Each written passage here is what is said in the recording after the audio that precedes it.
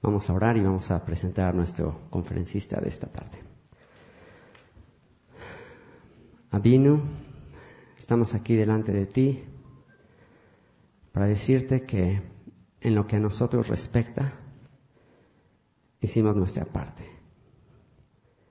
En lo que a mí respecta, Abba, he hecho mi parte, al igual que Obadia, al igual que Abdías, un converso que reconoció que tú eres el creador de los cielos y la tierra, que no hay nadie como tú, que decidió que tú serías su Elohim, su Dios, y tu pueblo sería su pueblo. De la misma manera, Señor, yo tomé esa decisión junto con mi familia. Tú eres nuestro Padre y tu pueblo será mi pueblo. Señor, ahora ya no depende de mí, ahora depende de ti. Yo te ruego que uses la boca de Meir, de Mario Sabán, para que si tú quieres y consideras que es el tiempo, que ha llegado el tiempo del cumplimiento de esta profecía, tengas misericordia de tu pueblo Israel, de tu pueblo sefardí, que fue forzado a convertirse a una religión extraña, y que le llames de vuelta, y que vuelvan todos los hijos pródigos que están dispersos. Te lo rogamos, en virtud de tu nombre, en virtud de tu salvación, Yeshua. Amén. Bienvenido, Mario. Hola. Bueno, quedé tan emocionado que no sé si puedo dar este seminario. Este es un problema muy grande. No hay que emocionarse tanto. Pero bueno, a los hombres nos dijeron que nos podemos controlar. ¿Cómo están? ¿Todos bien? Bueno, tenemos tanto para hablar. 16 o 15 años de investigación sobre el tema del cristianismo y sus raíces judías, que voy a tratar de sintetizar lo máximo que pueda todo lo que he investigado. Seguramente van a quedar muchos temas, casi va a ser imposible verlos todos, a mí esto me queda claro, pero por lo menos lo que yo querría que en 2 días tomen conciencia de cómo nació el cristianismo, desde el judaísmo, qué cambios existieron a lo largo del proceso y ver qué historia, más allá de la teología, se desarrolló para llegar a lo que llegó. Es decir, básicamente lo que vamos a ver es el siglo I y el siglo II, pero nos vamos a tener que concentrar en los procesos, porque cuando uno pierde una parte, cuando sigo ya podemos perder el todo. Yo soy consciente también de que hablo muy rápido. Voy a intentar ver si puedo hablar más lento, pero es difícil, va un poco contra mi naturaleza. Siempre hablo muy rápido. Yo no sé si alguien vivió en Argentina, pero me comparan con Tato Bores, que era un hombre que hablaba muy rápido en la tele. Y claro, ahora son las 5:15. Yo prometí hacer el corte a las 6 y ahora ya está. Yo no sé cuándo va a ser el corte. Ya que sepa Yosef que ahora no hay corte, no sé si habrá corte. En primer lugar, lo que yo quiero destacar es los antecedentes antes de entrar en el tema del siglo I y Yoshua. Es decir, no quiero entrar en ese tema hasta no entender qué pasaba en Judea en el siglo I. En el siglo I menos 1, es decir, en la época anterior a lo que nosotros podemos hablar como el comienzo del movimiento nazareno o notzri, como se dice en hebreo, tenemos que tratar de comprender, y comprenderlo muy bien, porque es ahí donde está la raíz de todo el problema, que el mundo judío se encontraba dividido, que todos los judíos no pensaban igual, y que había grupos diferentes en la Judea del siglo I antes de Cristo y en la Judea, por supuesto, que vivió Yeshua, que todos pensaban de manera muy diferente unos a otros, y que si comprendemos las diferencias de pensamiento de esos grupos, vamos a comprender cómo piensa Yoshua y en qué marco se encuentra. Por lo tanto, lo que vamos a hacer primero es explicar que hay 3 grupos básicos que hay que tratar de memorizar. El primer grupo son los saduceos. El segundo grupo son los fariseos. El tercer grupo son los esenios. Yo diría que vayan tomando nota. Hay mucha gente que tiene razón. Hay que empezar a tomar nota porque si no nos vamos a perder. Porque ahora vienen muchas explicaciones. Y yo aconsejo tomar nota. El que no tiene para apuntar, yo tengo un boli. Yo tengo un boli para uno, claro. Yo no tengo más. Pero lo que yo digo es que si no comprendemos saduceos, fariseos, esenios, y en parte el cuarto grupo que son los celotes, no entendemos nada de qué pasó en esa época. Es como entender a una persona en México sin entender qué pasa en México, es imposible. Y así se lo entendió a Jesús en el cristianismo. Se lo cristianizó cuando era judío. Por lo tanto, vamos a hablar de un rabino, de una persona que puede ser profeta, Mesías. No quiero entrar ahora en los títulos que le va a dar después la cristología, no quiero entrar en eso porque lo quiero dejar para el final del seminario, sino lo que quiero es que se comprenda que una persona no llega de Marte, sino que está en una sociedad, que se desarrolla en una sociedad y esa sociedad era judía. Por lo tanto, lo primero que tenemos que decir es Jesús nació, vivió y murió como judío. Y esto a pesar de mucha gente católica y de mucha gente que le moleste. A mí no me molesta. Al contrario, como soy judío me siento familiar de él.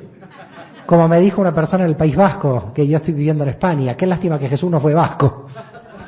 Bueno, lo lamento, le dije, Jesús fue judío. Bueno, Yeshua entonces nace en un contexto, y ahí si no se comprende la sociedad y ese contexto, es muy difícil leer lo que ustedes conocen como Nuevo Testamento. Yo creo que casi imposible. Yo creo que los judíos en este caso tenemos una ventaja relativa, digo relativa porque en la historia lo ignoramos, por eso digo relativa, en el sentido de que si uno estudia el Nuevo Testamento con la visión judía, empieza a encontrar cosas que el cristiano no puede encontrar, porque el cristiano entiende a Jesús con el desarrollo posterior del cristianismo. Y en consecuencia hay todo un problema. Los que entendemos a Jesús no creemos en Él y los que creen en Él no le entienden. Esto es un gran problema. Es un gran problema porque entonces hay dos partes de verdad en este enredo.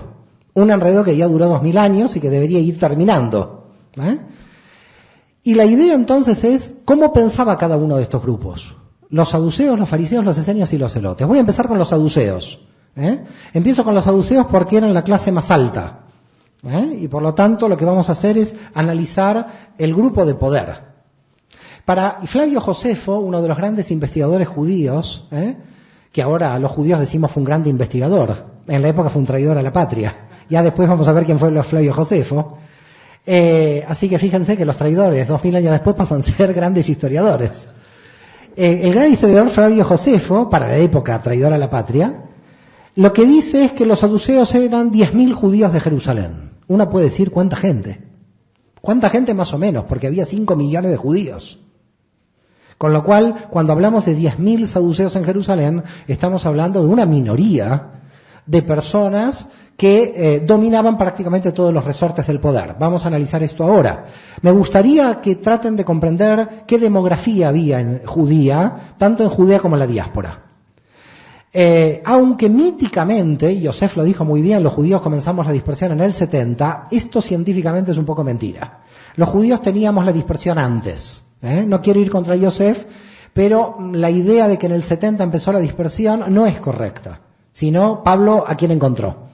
Y había una gran dispersión de miles de judíos en la diáspora, y los investigadores dicen que la demografía judía era 2,5 millones de judíos en Judea y casi 2,5 millones de judíos fuera de Judea. Por tanto, cuando estamos hablando de la aparición de Yeshua en el siglo I, no estamos hablando de que todos los judíos estaban en Judea. Estamos hablando ya que el 50% de judíos estaba solamente en Judea. Cuando digo Judea, hago por supuesto referencia a Judea, Samaria y Galilea, no solamente a Judea. Y por lo tanto, el 50% de los judíos ya vivía fuera por diversas causas, sobre todo económicas. Se iban de Galilea, no había trabajo, entonces me tengo que ir a Siria. En Galilea no hay trabajo, me tengo que ir al Asia Menor. En Galilea no hay trabajo, me voy a Grecia. Y por lo tanto, la gente que no tenía trabajo en Judea, Galilea, se comenzó a ir. Pero este proceso ya había comenzado 2 siglos antes. Para que se juntaran 2,5 millones de judíos, el proceso fue muy anterior. Tanto es así que Alejandría, en la época de Yeshua, tenía 500.000 judíos. Alejandría era una ciudad que tenía 1 millón de habitantes, de los cuales 500.000 eran judíos y 500.000 eran griegos. No había egipcios, porque Alejandro, para conquistar Egipto, hizo una ciudad sin egipcios. Inteligente. Si usted quiere conquistar un sitio, ponga gente suya. Queda claro. Por lo tanto dijo, ¿quiénes son buenos? Bueno, los judíos que están por aquí, vamos, los traemos por aquí, y los griegos que son mis amigos, también los ponemos aquí, y se fundó Alejandría. Claro, los judíos de Alejandría son muy importantes para la historia del cristianismo, aunque los cristianos no lo sepan. Porque los judíos de Alejandría, además de que eran muy buenos comerciantes, lo que hicieron los judíos de Alejandría era que 2 generaciones después nadie sabía hebreo. Y dijeron, ¿y ahora cómo vamos a seguir la lectura de la Biblia sin saber hebreo? Había uno solo que sabe hebreo, la Torá. ¿Y ahora qué hacemos? Tenemos que traducir la Biblia al griego. Con lo cual, por primera vez en la historia judía, en el año 250 a.C., con lo cual fíjense cuántos años antes de la época que yo quiero analizar, estamos analizando, 250 años antes de la era cristiana, los judíos de Alejandría crean lo que se llama la Septuaginta, la Biblia hebrea traducida al griego. Claro, la Biblia griega traducida al griego fue muy bueno para los judíos de habla griega de Alejandría.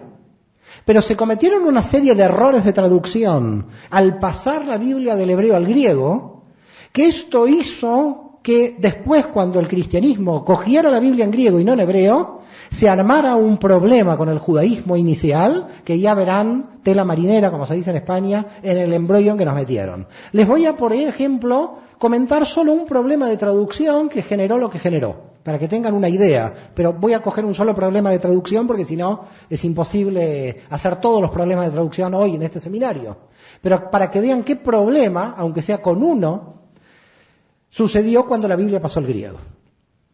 Dice el hijo, la madre del Mesías, dice la profecía de Isaías, será una mujer alma. Alma en hebreo quiere decir pura. ¿Cómo lo tradujeron al griego? Virgen. Pura no es virgen. Por lo tanto, virgen en hebreo, que es betulá, no está en el texto de Isaías. Cuando los cristianos están leyendo que la madre del Mesías es virgen, lo leen por una mala traducción del texto hebreo. En el texto hebreo dice muchacha pura. Eso es alma, no dice virgen. Se tradujo mal. Todo el contexto de la virginidad que van a ustedes a estudiar después surge de una mala traducción de la Biblia hebrea al griego. Solamente esto es una muestra de los problemas que causó pasar posteriormente la Biblia del hebreo al griego. No voy a hacer el análisis, reitero, de todo porque es muy grande, pero que tengan una idea de que cuando están leyendo en castellano, lo están leyendo de una traducción del latín, del griego y del hebreo. Y por lo tanto, en tanta cantidad de traducciones, ya nadie sabe cuál es el sentido original. Por lo tanto, si alguien quiere saber cómo pensaba Jesús y todos sus apóstoles que eran judíos, a volver al hebreo. No así Pablo, que sí era un judío que sabía griego. Ya veremos Pablo. Pero no quiero tocar ahora a Pablo. Por tanto, ¿qué tenemos? ¿Cuál era la situación? La situación son 10.000 saduceos en el templo de Jerusalén, que eran de las familias más ricas de Jerusalén, más ricas de Judea, que dominaban a la nación, porque eran aliadas del Imperio Romano. Básicamente eran como traidores a la patria, que se habían unido a lo que después va a ser la injerencia romana en Judea. Por tanto, los saduceos queda claro que son la élite económica, política y religiosa que dominan el parlamento judío, el Sanedrín. Olvidemos de que el parlamento era democrático, no había ninguna democracia. El parlamento era la imposición de las familias más ricas para estar en el Sanedrín. Y lo digo porque si no mucha gente dice los representantes del pueblo judío del Sanedrín. No, mentira. No representaban a nadie, se representaban a sus propios intereses. Esto hay que dejarlo bien en claro para entender la naturaleza del Sanedrín. Por tanto, en el Sanedrín había una minoría de fariseos, que ya vamos a entender quiénes son, que representaría a la mayoría de los fariseos, y había una mayoría de saduceos que representaba a la minoría de los saduceos. Es decir, el Sanedrín básicamente no representaba a la generalidad del pueblo judío. ¿Vamos bien por ahora? Yo creo que a Yoshua llegamos a las 8 de la noche, pero por ahora, si estamos bien, estamos tranquilos, ¿no? No es importante llegar, hay que llegar bien. Por tanto, la cuestión es, ¿cómo aparecen los saduceos? ¿De dónde aparecen? ¿Cómo aparecieron? Porque si uno va a la Biblia, no hay, en la Biblia, Antiguo Testamento hablo, digo Antiguo Testamento para ustedes que lo conocen como Antiguo Testamento, para mí no es antiguo. Cuando uno va a lo que es Antiguo Testamento, se da cuenta de dónde están los fariseos, los saduceos y los esenios. No están en ningún lado.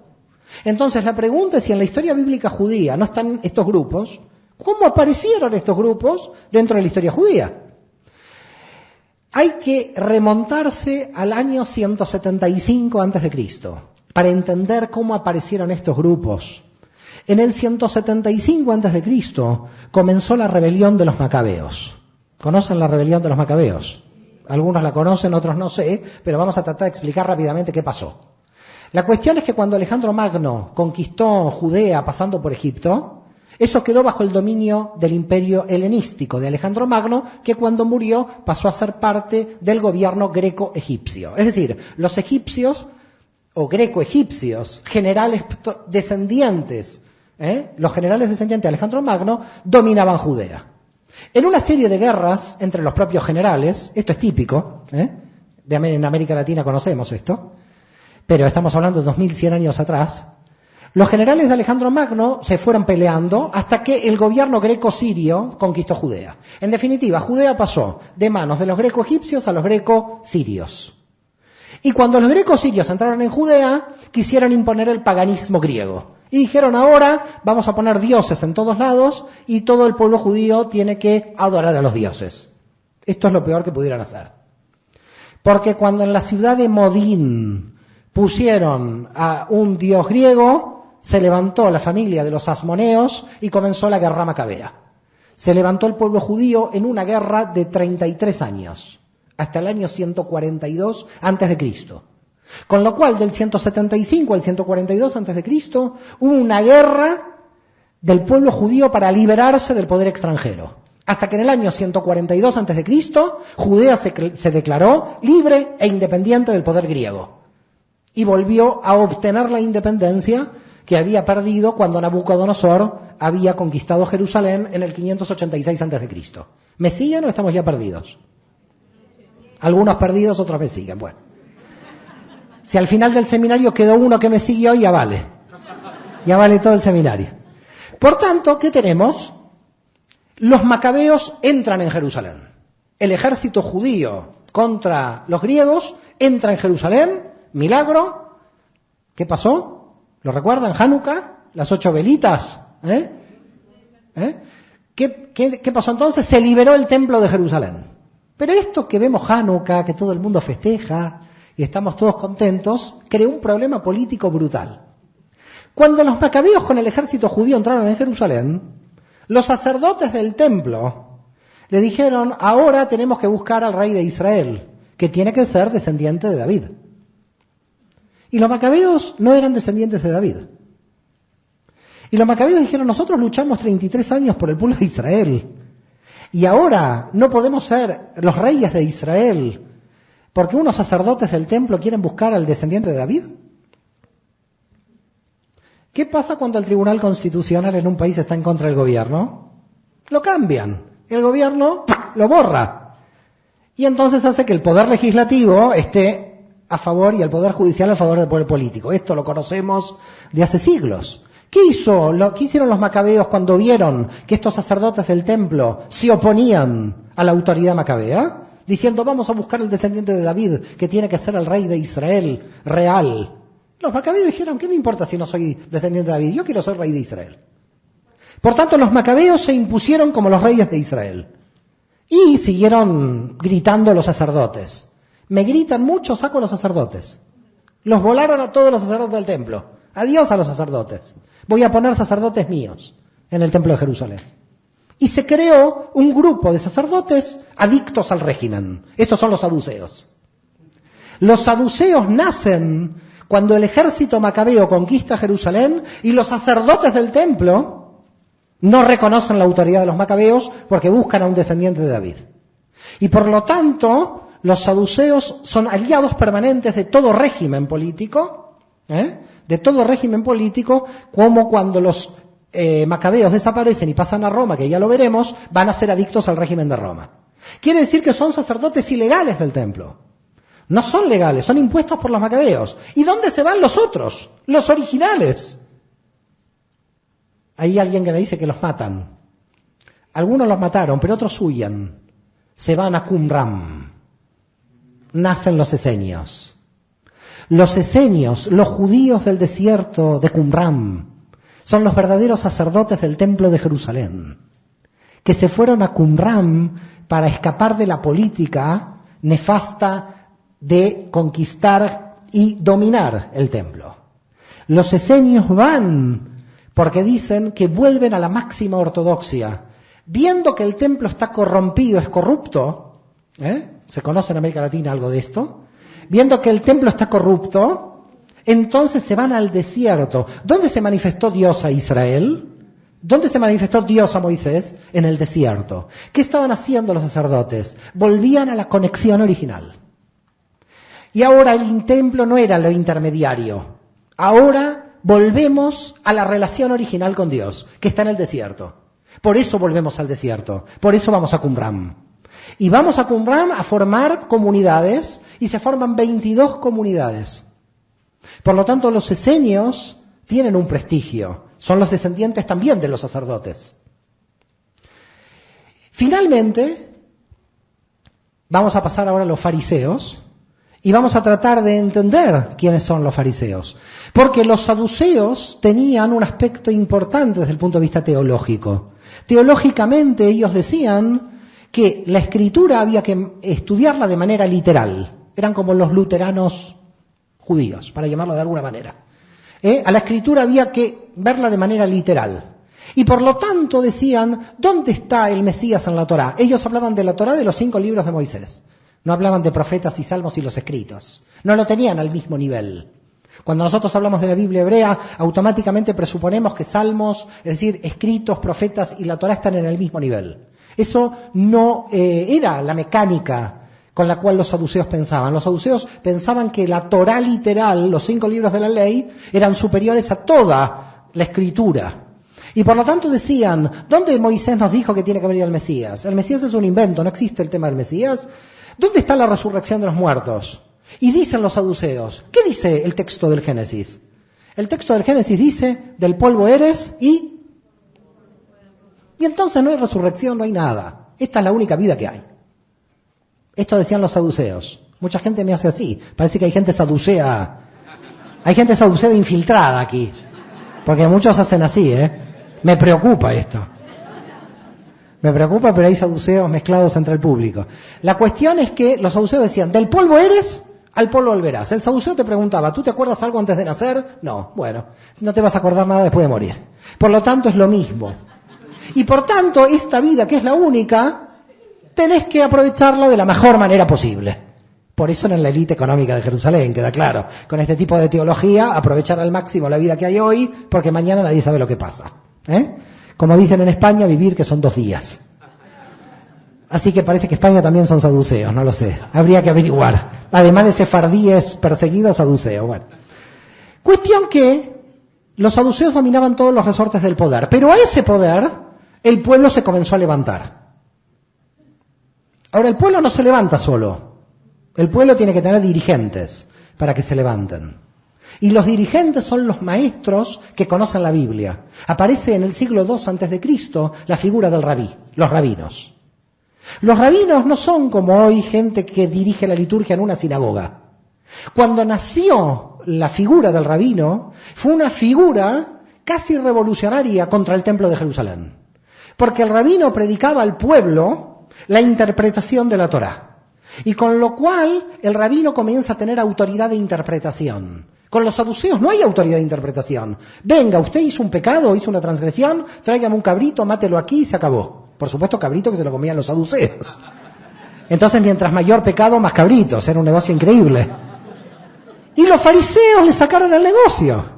Porque los fariseos dijeron, con el arrepentimiento, ya basta. ¡Ay, Dios! ¿Cómo el arrepentimiento? Sigan trayendo los cabritos que tienen que inmolar en el templo. A mí no me interesa el arrepentimiento, decían los saduceos. Yo quiero los cabritos para comer. Por tanto, el sistema de sacrificios con respecto al tema de la teshuvá, como se dice en hebreo, arrepentimiento, empieza a cambiar. Porque los saduceos dicen, si no vienes al templo a dejar el animal, no estás salvado. En cambio, los fariseos, que son los rabinos, dicen, tú arrepiéntete. Pídele perdón a tu prójimo, si quieres después lleva el cabrito, pero lo principal es pedirle un arrepentimiento a tu prójimo. Por lo tanto, los fariseos están interpretando contra el templo.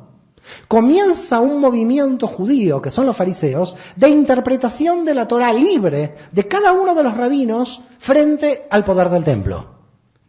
Y cada rabino, cuando se instalaba en una ciudad, creaba un sitio de reunión, lo que en griego vamos a llamar una sinagoga. Comienzan a crearse sinagogas en todo el mundo. Ya el judío no tenía que ir hasta Jerusalén a matar un cabrito. Y el judío en su sinagoga, en Atenas, podía tranquilamente orar y quedarse en Atenas. Esto fue la creación de lo que nosotros llamamos el movimiento fariseo, los rabinos, los que van a interpretar la Torá.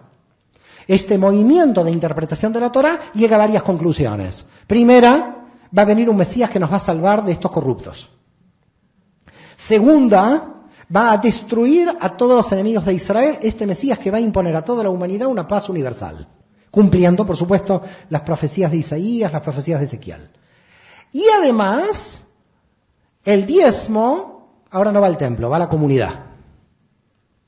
En esto es muy interesante, porque después la Iglesia Católica también tiene el diezmo, los protestantes diezmo, y en el diezmo nadie se peleó. Yo digo, nadie rebajó el 8%. No hay problemas teológicos en el 8%, en el diezmo estamos todos de acuerdo. ¿Qué quiere que le diga? El día que venga un movimiento y me dé el 5% y cambie la ley, ahí... Bueno, todos el diezmo, católicos, protestantes, judíos, todos el diezmo. La cuestión es a dónde va el diezmo. Los del templo de Jerusalén los quieren para ahí, los saduceos. El templo, los saduceos. Después a la comunidad. ¿A dónde va? ¿La comunidad o el templo? ¿Hacia dónde va esto? Si va a la comunidad, el rabino tiene poder. Si el rabino tiene poder, tiene una comunidad organizada que no necesita del templo. Empieza a haber un conflicto entre los judíos de base y el templo de Jerusalén. Pero un conflicto que cada vez va creciendo más. Tanto es así que los movimientos fariseos empiezan a aparecer desde el 6 a.C. diciendo, un movimiento fariseo, este es el Mesías de Israel. Entonces vienen las tropas romanas a matar al grupo y al Mesías.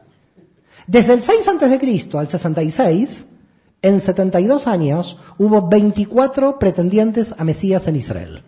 Entre ellos Yeshua. Esto mucha gente no lo sabe. La gente dice, apareció Yeshua y fue el único que fue proclamado. ¡Oh! Cada 3 años apareció un grupo judío que decía, este es el Mesías de Israel. Y los saduceos, ¿qué hacían? A por él.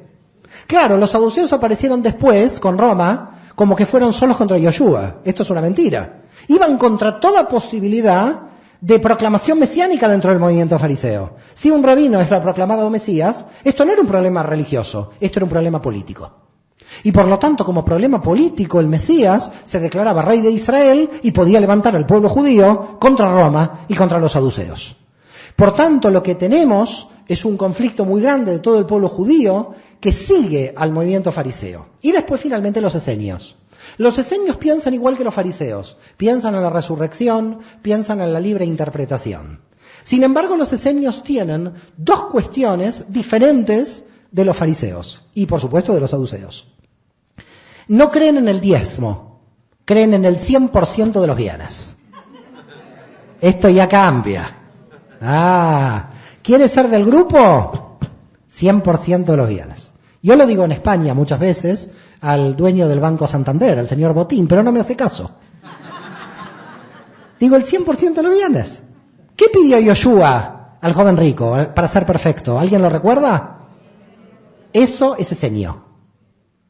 ¿Quedó claro? Ahí podemos encontrar en el mensaje de Jesús un punto que lo vincula a los movimientos de Qumran, al movimiento esenio de las cuevas de Qumran. Pero también en Qumran, entre los esenios, había una idea apocalíptica. Llega el fin del mundo. Hay muchos grupos así. Mañana llega el fin del mundo. Hoy a mí me dan un miedo. Yo a veces estoy en Galilea con amigos míos ortodoxos, me dicen, mañana llega el fin del mundo. Mira, yo mañana tengo que seguir con mi grupo Galilea, así que mejor que no llegue el fin del mundo. Los esenios eran apocalípticos. entendían que el reino se instauraba ya. Y por lo tanto, si eran apocalípticos, lo que estaban haciendo era luchar automáticamente para que ese reino se instaure. Ya veremos qué quiere decir instauración del reino. Esto es todo un problema conceptual. Lo veremos mañana. Lo digo para que vengan mañana. Por tanto, lo que tenemos entonces es un gran problema. Saduceos, fariseos, esenios. Y a esto le agregamos el cuarto grupo, los celotes. ¿Quiénes son los celotes? Los celotes en verdad son fariseos, pero ultranacionalistas judíos, que quieren ir a la guerra directa contra Roma. Y quieren ir a la guerra directa contra los saduceos. Y en parte hicieron una especie de terrorismo urbano, que cuando veían un saduceo solo le clavaban un cuchillo, que era la sica, de donde aparece la palabra sicarios. La palabra sicario viene de la sica de la época de Judea del siglo I, donde había dos judíos que se hacían los inocentes por ahí, pasaba un romano, trácate. Esto era la guerra santa prácticamente de un grupo de judíos que se llamaban celotes, los celosos de la ley. ¿Recuerdan a Pinjas en la Torá? Que vio a la pareja y tiró la lanza. Imagínense si tenemos Pinjas hoy, no quedaría nadie vivo. Con lo cual, ¿qué tenemos? Lo que tenemos es un problema muy grande de muchos grupos en Israel. Pero ahora viene algo muy importante. ¿Por qué? Tenemos que estar muy atentos a esta parte del análisis de lo que estoy contando. Porque los fariseos no eran un grupo compacto, todos pensaban igual. Cada rabino tenía su escuela. ¿Quedó claro? Cada rabino en el movimiento fariseo tenía su escuela. Por lo tanto, las dos grandes escuelas fariseas del siglo I antes de Cristo, antes que aparezca Yeshua, son Hillel y Shammai.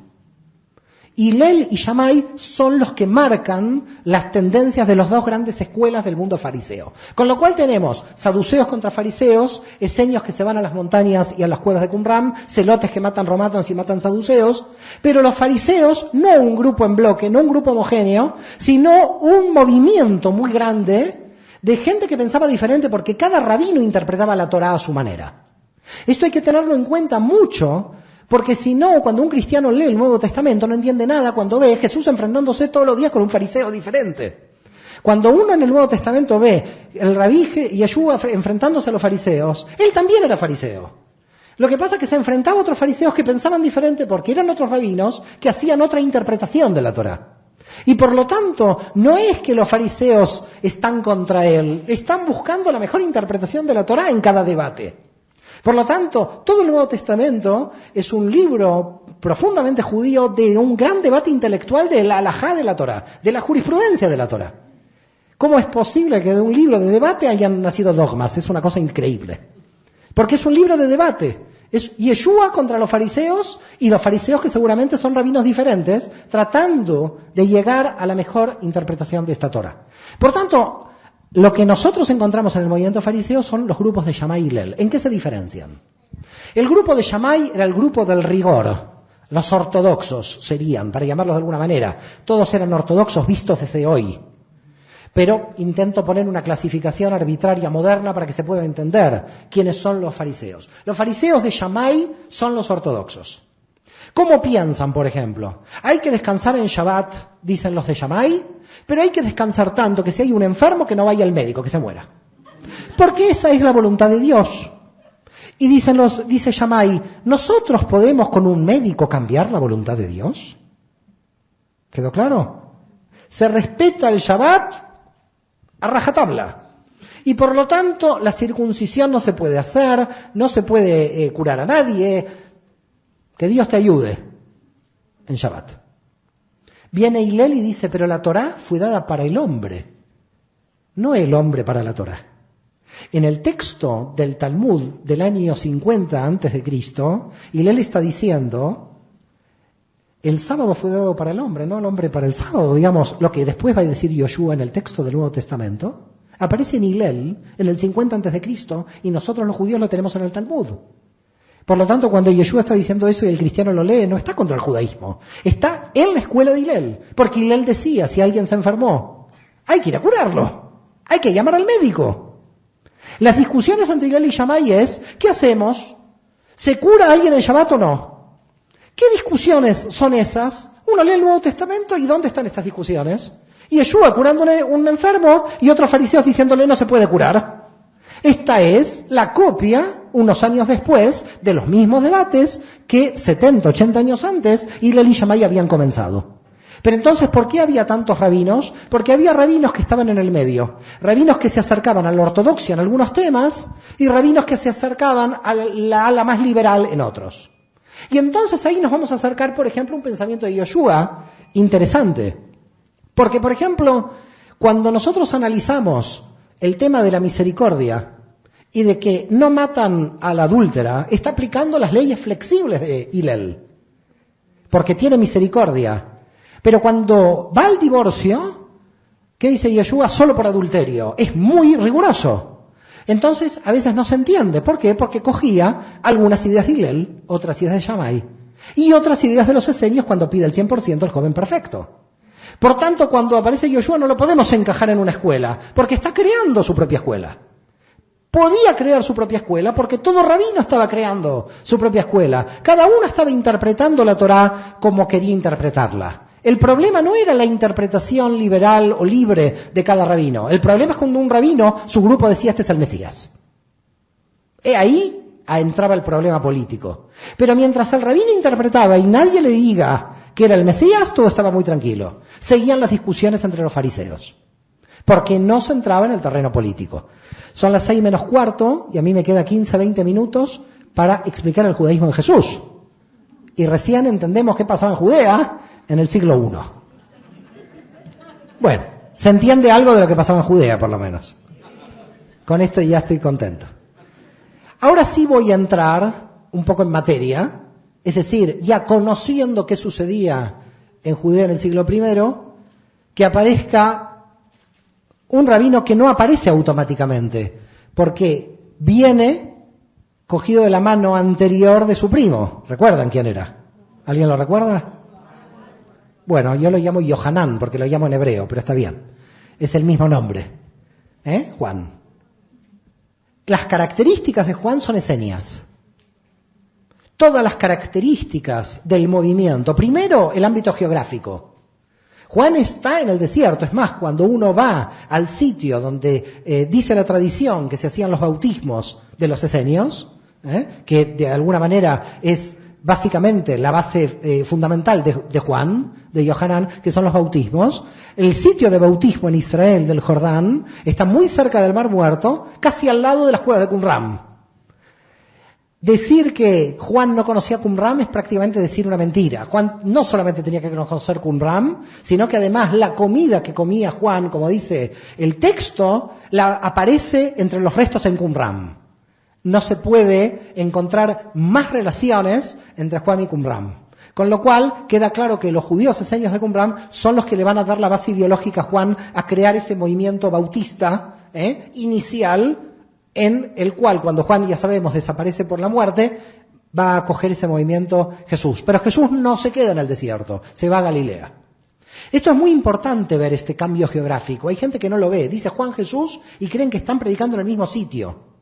Hay un cambio geográfico fundamental. Jesús se va a Galilea por alguna razón, ya veremos cuáles pueden ser las razones posibles, que cambian el concepto esenio, porque los esenios eran grupos judíos que hacían análisis interiores de la Torá, se lo quedaban para ellos, y el rabino predica hacia afuera, hacia el pueblo. Por lo tanto, la idea de Jesús no era la de Juan, que de alguna manera está en un ambiente del desierto más restringida, sino mucho más abierta, y por eso cambia de jurisdicción.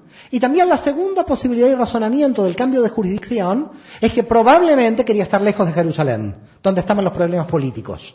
Y por lo tanto en Galilea se sentía más libre, alejada de la jurisdicción de Judea. Por tanto, también hay que ver que en la autoridad romana, la región de Galilea, la Decápolis, muchas veces estaba fuera de la jurisdicción de Jerusalén también.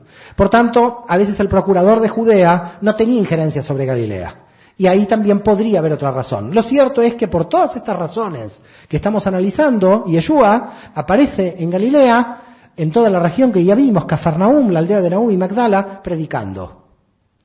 ¿Qué tiene, de alguna manera, de importante Más allá de lo que después fue el desarrollo de la creación del cristianismo, entender a Yoshua en su contexto y en sus propias enseñanzas. Es decir, la pregunta sería, ¿qué yo he visto después de 3 o 4 años de investigación de la figura de Yoshua y su pensamiento como claves para entender su pensamiento en forma general dentro de lo que es el Nuevo Testamento, pese a las diferencias entre los evangelistas? La primera cuestión fundamental es que él entendía que la importancia central de la Torá era la ética de la Torá, no la casuística, o como podríamos llamar en términos de la Iglesia, el derecho canónico. Es decir, la mentalidad de Yeshua en la aplicación de la Torá era directamente la aplicación de la ética sin perder tiempo. Esto es lo que de alguna manera más impresiona a una persona que proviene del judaísmo, donde en muchos casos, muchos rabinos quedan enmarañados en alajot y en jurisprudencias, que a veces complican más que simplifican. Es decir, que es un rabino que simplifica, no la complica. Eso número uno. La segunda cuestión, que también me resulta impresionante, es la memoria. Porque a cada caso sabía cómo resolverlo, cómo aplicarlo. Es también impresionante la memoria y la capacidad que tiene para resolver un caso específico. Cuando vemos en cada caso actuar, parecería que sabe anticipadamente cuál tendría que ser la resolución del caso. Pero hay que comprender también un tercer factor que es muy importante a la hora del análisis de cómo era la metodología del pensamiento de Yoshua. Primero, que era profundamente judío, porque todos los judíos contestamos con otra pregunta. Y esto Jesús lo hace en todo momento. Es algo interesante que en la mentalidad judía no se responde con una respuesta, porque la respuesta cierra el debate.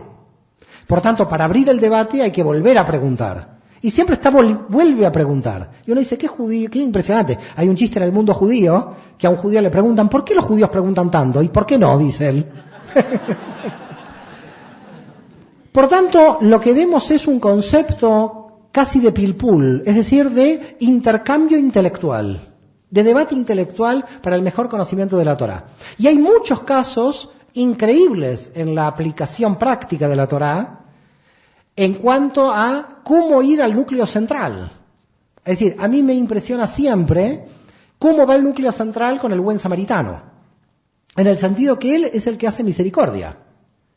Y llega a un punto tal que aplica la ética de la Torá de manera universal, siendo un rabino judío, siguiendo la línea profética.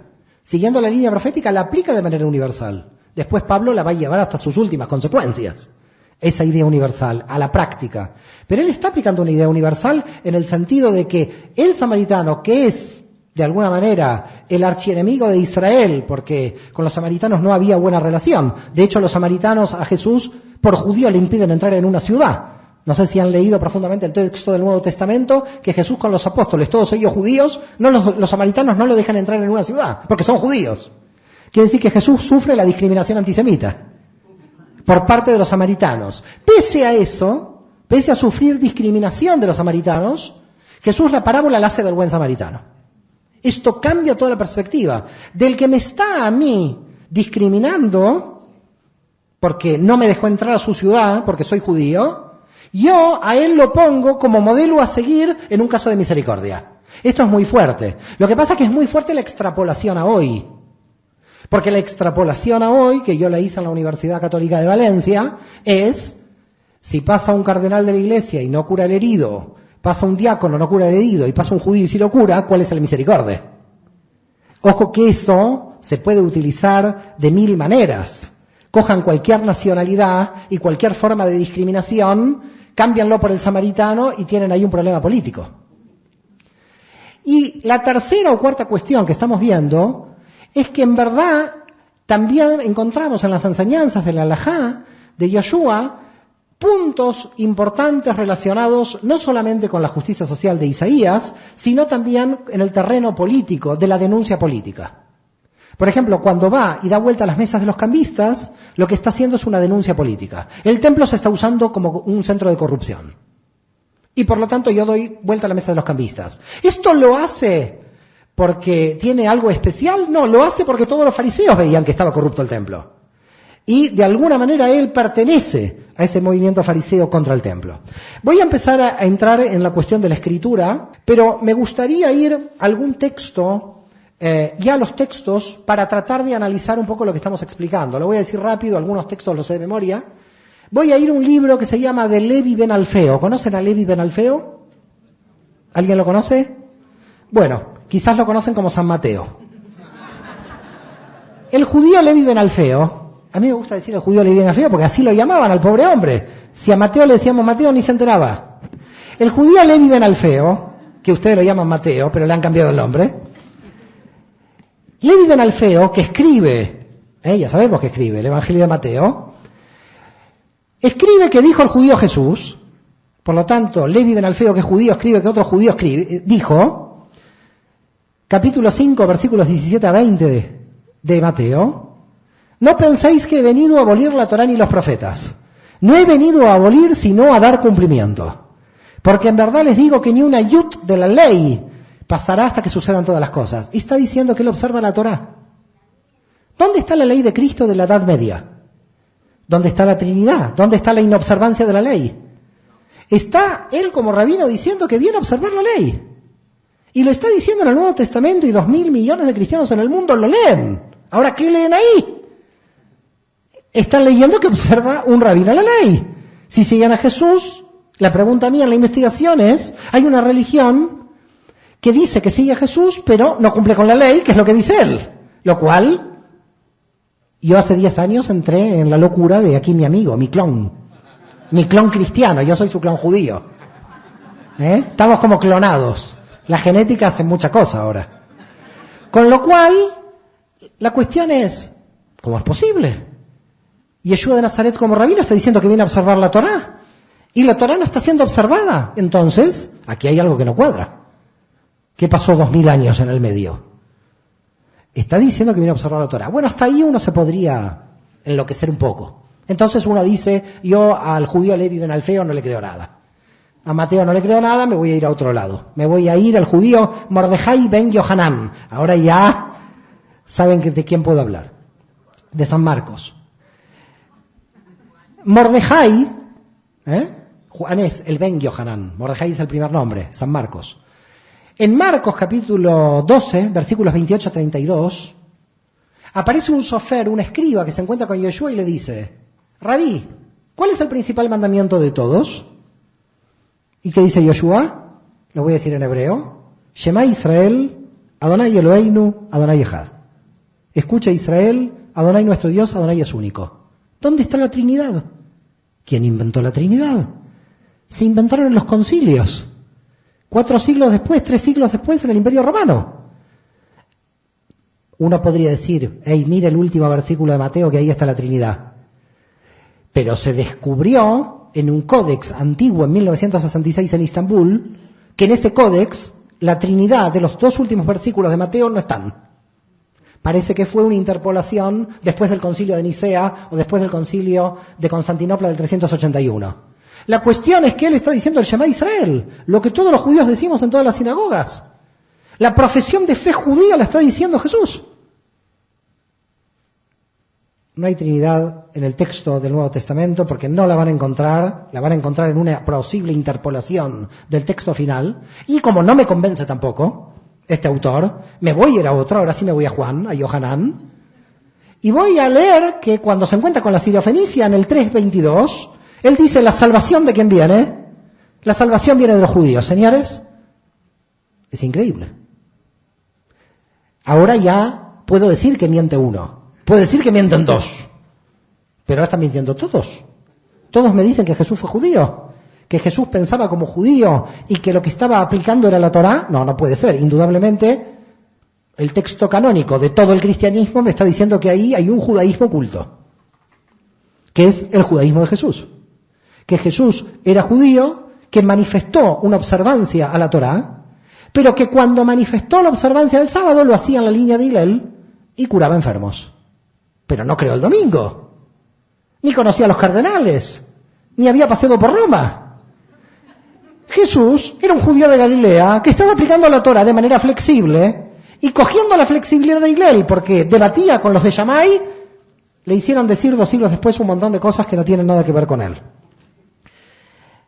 Claro, después viene la teología católica y dice, bueno, pero ojo, no es tan simple esto. Porque Yeshua va a decir, yo os digo, como quien tiene autoridad, ¿no? ¿Y de dónde le viene la autoridad? Todo rabino decía, yo os digo.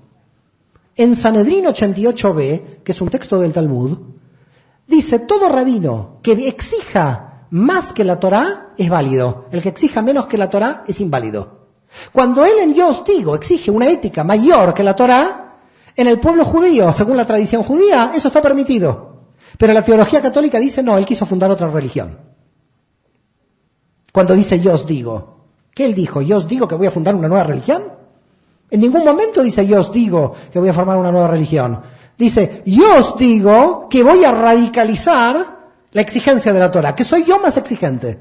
Eso en la tradición oral hebrea está permitido. Por tanto, cuando un judío lee yo os digo de lo que está diciendo Yoshua, está permitido. Puede radicalizar la exigencia ética, la puede hacer más fuerte. Este es un punto. El segundo punto es que va a decir un autor protestante en 1956, Bultmann, que va a decir, Jesús fue el único rabino que supo aprovechar las potencialidades positivas del judaísmo. No lo sé. No sé si había otros rabinos que también no estaban sacando las potencialidades positivas. Pero claro, la teología cristiana lo tiene que ver como el único rabino que sacó las potencialidades, porque si no, no hay una diferencia con el judaísmo. Y lo que se está buscando en forma permanente es dividir a Jesús del judaísmo. Como dijo el sabio filósofo Martin Buber, y con esto termino para entrar en las preguntas, aunque haya 15 minutos de preguntas, es entre los judíos y Jesús se interpuso la iglesia. Muchas gracias. Muy bien, tenemos aquí un micrófono inalámbrico. Si alguien desea hacer alguna pregunta de lo que hemos tratado hasta este momento, ¿ok? Les voy a pasar el micrófono. Gracias, soy Socorro Aro. No me sé los versículos, por desgracia, de la Biblia, pero hay uno donde cuando él regresa al Padre, él dice que regresa al Padre y que no nos pongamos tristes porque nos mandará al Espíritu Santo. Eso, a su Espíritu, ¿eso es inventado o qué? En el Nuevo Testamento. Perdón. El tema del Espíritu Santo, que en hebreo se llama Ruach HaKodesh, Ruach HaKodesh, es decir, dentro de la teología judía existe lo que se conoce como el Espíritu Santo. Es decir, el Espíritu Santo es el desplazamiento del propio Dios hacia su revelación. No es otra cosa diferente. No tenemos que entrar en la cuestión de la Trinidad. El Espíritu Santo en la teología hebrea no es el Espíritu Santo aquí, Dios Padre aquí, Dios Hijo aquí, no. Hay que olvidarse de todo esto. El Espíritu Santo sería un desplazamiento de la energía del propio Dios que está actuando en la realidad. Pero es Dios mismo, no hay otra cosa, es el Ruach HaKodesh. Muchas veces para que se pueda entender esto de manera más rápida es mi mano coge el vaso. Ahora, ¿qué es? Mi mano, Mario, el que coge el vaso. ¿Quedó claro lo que estoy diciendo? No es el brazo solo que coge y yo no le doy la orden. ¿Quedó claro? Por lo tanto, el Ruach HaKodesh, el Espíritu Santo, para que lo puedan entender rápidamente, sería como la manifestación de Dios en la acción. Ahora, para la teología hebrea, el Ruach HaKodesh, el Espíritu Santo, está desde el momento desde la creación. Es decir, es mucho más todavía profundo que un Espíritu Santo que vague por ahí en su casa. No es tan simple, sino que es la propia revelación de Dios, es la misma creación. La creación está basada en una revelación divina, a través de ese Espíritu de Dios que se manifiesta. Por lo tanto, cuando hablamos de Espíritu Santo, estamos hablando de algo mucho más superior a la idea limitada que tenemos de la idea de Espíritu Santo. La propia creación está originada por el Espíritu de Dios que se manifiesta en esta realidad. Por lo tanto, el Espíritu Santo no opera en uno o en dos, opera en toda la creación. Los místicos de Safed, judíos del siglo XVI, dicen que si no tendríamos una relación con Dios permanente, automáticamente lo que está vivo hoy moriría, no podría subsistir. Es decir, que no es una revelación cuando nosotros llamamos, porque el concepto es muy interesante, lo que usted ha planteado, porque mucha gente dice la revelación del monte Sinai, por ejemplo, ¿no? Y ahí Dios se reveló. A ver, es verdad, se reveló más allá de lo normal. Pero la revelación está dentro de la creación misma. No está independiente. No son Dios se reveló y se fue.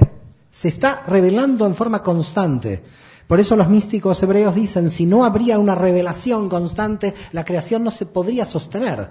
Porque Dios está actuando dentro de cada molécula, dentro de cada átomo, esa energía infinita está actuando en todo momento. Si partimos de este concepto de Espíritu Santo, podríamos entender algo de lo que no es tan literal. Con el Espíritu Santo hay que tener cuidado de la literalidad, porque abarca todo el sistema. No sé quién pregunta y quién no. Nada más quisiera saber su postura respecto a una declaración de Pedro, cuando dice en Mateo 16 que Yoshua es el Mesías, el Hijo del Dios viviente, y Yoshua contesta precisamente que eso no se lo reveló carne y sangre, sino mi Padre, dice. ¿Cuál es la postura suya? Mire, yo no voy a dar mi postura. Yo voy a dar la postura de mi investigación. No sé si queda claro. Lo que voy a hacer es analizar dentro de la investigación cómo puedo contestarle de la manera más rigurosa posible. ¿Queda claro lo que hago? El rabino Yosef Obadiah de Bartenura, en el siglo XVI, dice: en cada generación en el mundo judío se levanta alguien con las características para ser el Mesías. Tengan en claro esto, que es muy interesante. Siglo XVI, rabino Obadiah de Bartenura. El que lo quiera coger, Google y a buscarlo. Algunos es Bartenura, otros Bartenura. Y si le interesa se lo puedo enviar yo personalmente por correo electrónico. En cada generación, dice la teología hebrea, se levanta alguien con las características para ser el Mesías. ¿A qué nos lleva esto? Nos lleva a que es posible que, seguramente y para muchos de ustedes, Yeshua tenía las características para ser el Mesías. Ahora, ¿qué pasó que una parte del pueblo judío no lo reconoció? 2000 años después llegamos siempre a la misma pregunta. Una parte del pueblo judío lo reconoció, que dio lugar al cristianismo. Recordemos que Pedro es Simón Bariona, un judío. Pero otra parte no lo reconoció. El tema del no reconocimiento da lugar a tela marinera, es muy largo. Porque cuando uno dice, y los judíos no lo reconocieron, primero ya se equivoca, porque todos los primeros que lo reconocieron fueron judíos. Segundo, entonces tendríamos que decir, algunos judíos no lo reconocieron y otros sí. Esa sería la respuesta correcta. Segundo, ¿cómo un judío de Alejandría se va a enterar que Pedro dijo que este es el Mesías? No había internet. Un judío de Roma, por eso después aparece Pablo diciendo es el Mesías, porque hace de internet, hace de conectar a las comunidades en esa prédica mesiánica. Pero cuando un judío de Alejandría aparece Jesús y los 120 judíos de Jerusalén dicen es el Mesías, el resto ni se enteró.